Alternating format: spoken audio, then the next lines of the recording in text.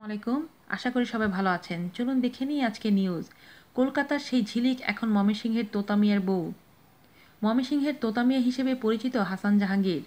তার গায়ে শেরওয়ানি, মাথায় পাগড়ি, কাঁধে ঝুলনো ওড়না, বরের সাজে তিনি। আর ঝিলিক নামে পরিচিত কলকাতার অভিনেত্রী তিথি বসু। লাল বেনারসি ও অলংকারে বাঙালি বধূর সাজে ঝিলিক। বরকনে সাজে দুজনকে প্রথম দেখেই ধাক্কা খাবেন অনেকে। বিজ্ঞাপনের শুটিংয়ের জন্যই এমন সাজ তাদের।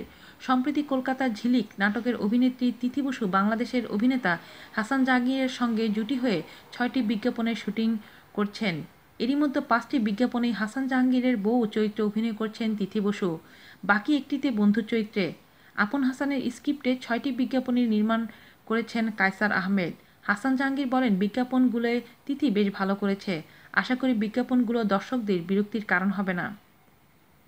তিথি বলেন, বাংলাদেশে দারুণ সময় কেটেছে। হাসান ভাইয়ের সঙ্গে কাজ করাটা বেশ উপভোগ করেছি।